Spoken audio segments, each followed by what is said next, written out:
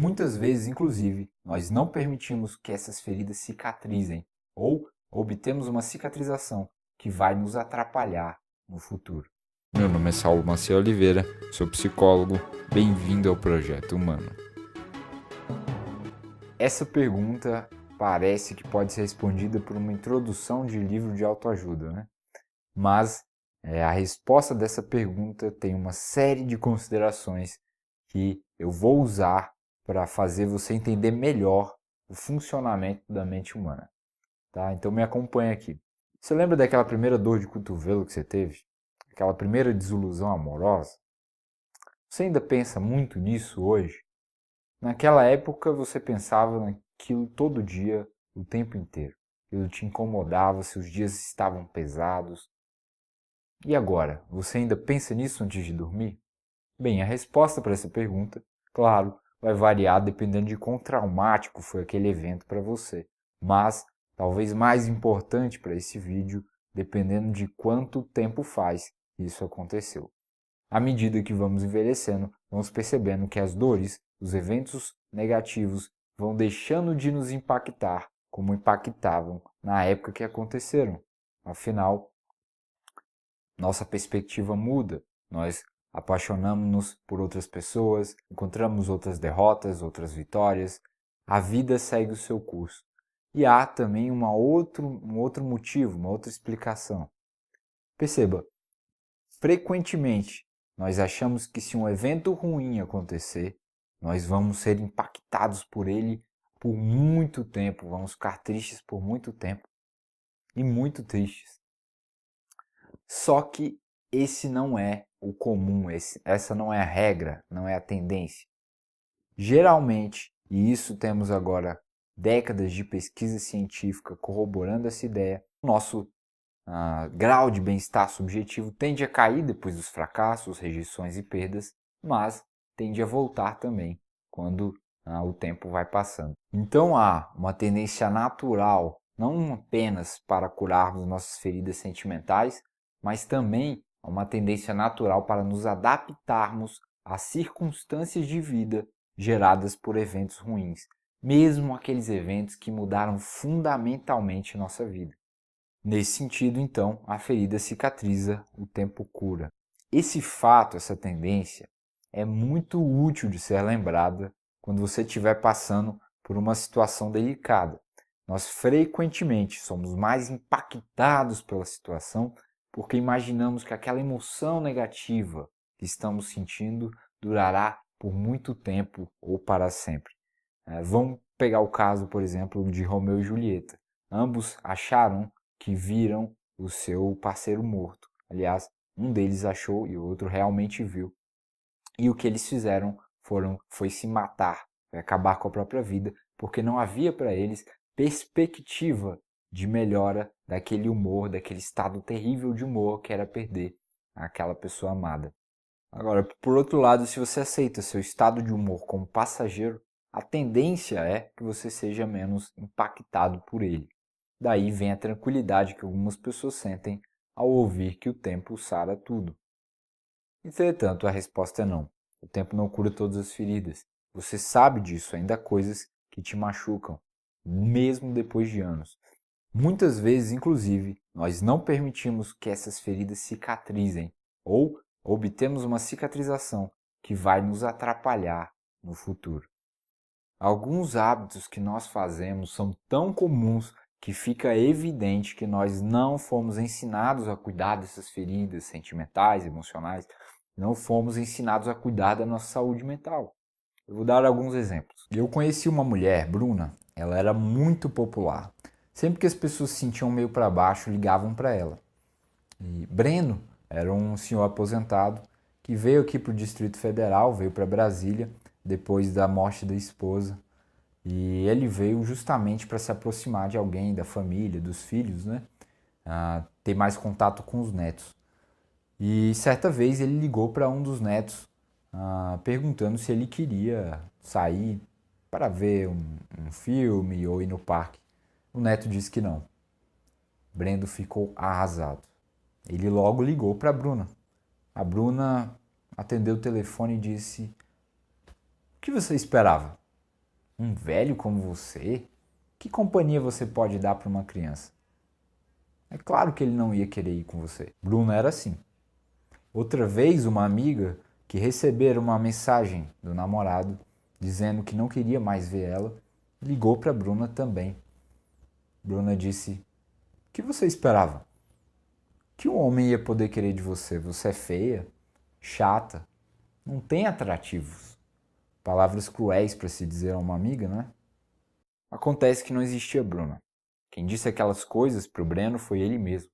Quem disse aquelas coisas para a garota que perdeu o namorado foi ela mesma. E de repente a história não parece tão incomum, né? Porque a gente simplesmente se trata assim às vezes, rasgando a ferida, dizendo as coisas mais cruéis. Deixamos de ver a situação como um todo, deixamos de ver possíveis outras explicações. Não somos gentis conosco numa hora de rejeição. Cuidar desse tipo de resposta que você se dá em momentos de rejeição, perdas e fracassos é cuidar da sua saúde mental. Na verdade, também não existe Breno. Não existe a outra garota da história que perdeu o namorado. Eu não precisei usar esses exemplos da vida real, nem nunca vou fazer isso na internet. E não é necessário, porque esse tipo de situação é muito comum. Pode estar acontecendo com você, pode acontecer com a pessoa que está do seu lado agora. Nós nos atacamos nesse tipo de situação, nos chamamos de burros, ressaltamos nossos defeitos, numa tentativa talvez desesperada de fazer com que aquele evento não ocorra de novo. Na metáfora da ferida, é como se após se cortar com uma faca, sem querer, você jogasse sal na ferida, para sentir mais dor e aí ter receio de pegar em faca, não usar mais faca. Não faz muito sentido. Eventualmente você vai precisar usar faca, eventualmente você vai precisar se envolver com outras pessoas, correndo o risco de ser rejeitado. Esse exemplo é dado por um psicólogo, um pesquisador chamado Guy Winch. Eu vou deixar o link do livro dele na descrição. E é um livro onde ele ensina os primeiros socorros que você deve dar quando tiver feridas sentimentais. Nesse caso específico, a ideia aqui é que você se trate como um bom amigo, não se trate como a Bruna trata os amigos. Você se trate como um bom amigo te trataria em um momento de dor. Em alguns outros casos, nós somos feridos e não permitimos que o nosso machucado seja tratado por alguns remédios naturais.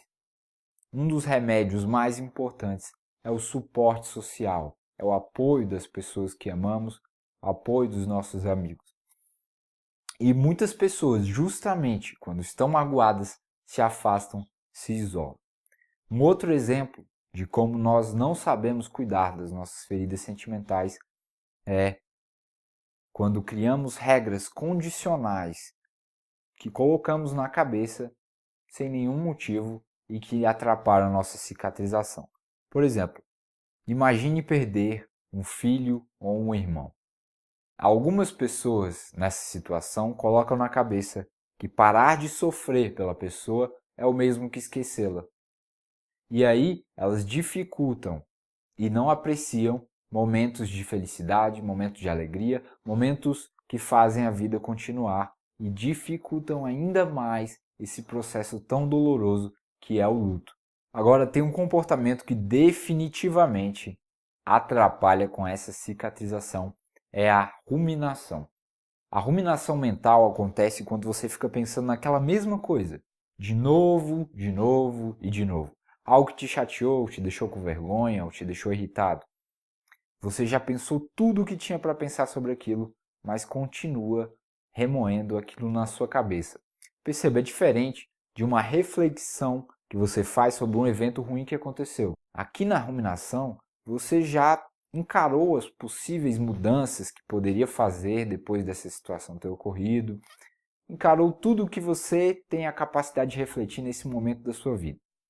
Mas você continua ali com a sensação que pode tirar mais daquilo, ou com a sensação de que pensar naquilo é importante. E você acaba ficando minutos, horas até do seu dia pensando em coisas negativas ou que te deixaram com vergonha. E aí você cria o hábito. Criando o hábito da ruminação, é difícil parar. Mesmo você percebendo que a ruminação é inútil, mesmo ela te irritando, é difícil parar de ter esses pensamentos repetitivos. Acontece que alguns fundamentos, alguns princípios do funcionamento da nossa cognição, da estrutura que permite a gente pensar, planejar as coisas, faz com que toda vez que você tente conscientemente não pensar em algo, que você tente forçosamente não pensar em algo, essa coisa fique mais presente na sua mente. Então fica mais difícil não pensar naquela coisa contraditoriamente. Felizmente hoje sabemos que basta 2 minutos de distração em uma atividade que exige sua concentração para você cortar o hábito da ruminação naquele momento. Então a próxima vez que você tiver com esse pensamento repetitivo, pega um joguinho de celular, puxa uma conversa com alguém, qualquer atividade que exija sua concentração, só para você cortar aquele hábito. E cortando aquele hábito, a tendência é que ele suma. Agora, se isso não adiantar, se você não conseguir parar de ruminar, procure ajuda profissional. Eu digo isso porque a ruminação é fator de risco para depressão, é fator de risco para o alcoolismo e para transtornos alimentares. E também é um fator de manutenção, ele ajuda a manter a ansiedade social. E na terapia, na psicoterapia, você vai ter intervenções personalizadas, né, para você, para cada um desses casos. Agora, o que definitivamente demonstra que o tempo não faz tudo passar é a criação dos nossos esquemas pessoais, das nossas crenças sobre nós mesmos e sobre o mundo. Principalmente durante a infância, nós geramos crenças a respeito de quem nós somos e sobre o funcionamento das nossas relações pessoais e sobre o que podemos prever do mundo. Então, o que acontece quando uma criança passa por situações que a ferem constantemente? Essa é a pergunta mais difícil de ser respondida desse vídeo e a resposta, na minha opinião, é a mais fascinante, porque ela está embasada no funcionamento da criação da nossa personalidade. Então vamos lá, vou trazer direto um exemplo. Sally acaba de tirar uma nota 8 numa prova que ela estudou para tirar uma nota 10. Sally não ficou triste, ela ficou arrasada. O futuro dela na faculdade pareceu cinza. Nesse momento ela acreditava que era uma pessoa burra, ela acreditava na crença eu sou incompetente. O que você não sabe é que Sally, na visão da maioria das pessoas em volta dela, é uma pessoa na verdade muito inteligente e bastante competente. Na verdade, ela sempre tira boas notas. Mas, Saulo, isso torna as coisas um pouco confusas. Se ela tem todas essas evidências de que, na verdade, é uma pessoa inteligente, por que ela acredita, então, no contrário? Aí nós vemos a extensão de algumas feridas feitas na infância e de algumas cicatrizações que não foram realmente bem feitas. Sally, por exemplo, tinha uma mãe muito preocupada com o futuro dela e que exercia essa preocupação através de críticas constantes. Então, se Sally tirasse um 9, a mãe dela reclamava porque ela não tirou um 10. Inclusive, a comparava frequentemente com o irmão, que era 5 anos mais velho. Se seu irmão consegue fazer isso, por que você não consegue? Se seu irmão tira 10, por que você não tira 10? E Sally, então, aprendeu a se criticar bastante, não só isso, a se comparar com outras pessoas, mas não com qualquer pessoa, somente com as pessoas que iam melhor que ela. Então ela se comparava sempre com os melhores alunos, se comparava com o irmão mais velho nas atividades de casa, que ele, claro, sendo muito mais velho, fazia melhor, e se comparava com seus professores. Então ela foi fundamentando cada vez mais, com o passar dos anos, essa crença de que era burra, de que era incompetente. Há muito o que se aprender nesse exemplo, nessa história. Ela é contada no livro Terapia Cognitivo Comportamental, vou deixar o link aqui na descrição. Como eu disse antes, todos nós formamos crenças sobre nós mesmos e sobre o mundo. Algumas delas são dolorosas, outras não são tão dolorosas, mas nos atrapalham. Vocês vão ver explorando bastante esse assunto aqui no canal. Mesmo que você tenha vivido uma história da Sally, uma história parecida com a da Sally, não significa que você vá ter essas crenças, vai ter crenças parecidas, e pode ter crenças parecidas não tendo vivido uma história como a dela pode ter crenças como eu sou fraco, eu sou sem valor, eu não sou gostável, e elas podem surgir de diversas formas, com diversos tipos de histórias. Mas a conclusão que podemos tirar dessa história e desse funcionamento nosso para responder a pergunta que foi feita inicialmente nesse vídeo é: existem algumas feridas emocionais que prolongam seus efeitos atravessando meses e anos, porque mudam fundamentalmente a forma como nós nos vemos, como vemos as nossas relações, como vemos o mundo. Felizmente, as cicatrizes disfuncionais dessas feridas têm tratamento, e esse é, em grande parte, um dos papéis de um psicólogo. Aliás, se o tempo curasse todas as feridas, eu só teria clientes que querem melhorar ainda mais a vida, e para o restante bastaria esperar. Não espere, haja. Nesse vídeo aqui, eu não falei sobre transtorno de estresse pós-traumático, nem falei sobre trauma, porque são conceitos muito delicados e eu não queria abordá-los em um vídeo tão generalista. Mas ficam essas dicas. Reflita sobre como você vê suas próprias emoções. Use os primeiros socorros emocionais. Fique de olho em comportamentos que atrapalham sua cicatrização. Procure suporte social e, se for necessário, procure ajuda profissional. Essas são minhas dicas de hoje. Essa é a mensagem. Bem-vindo ao Projeto Humano.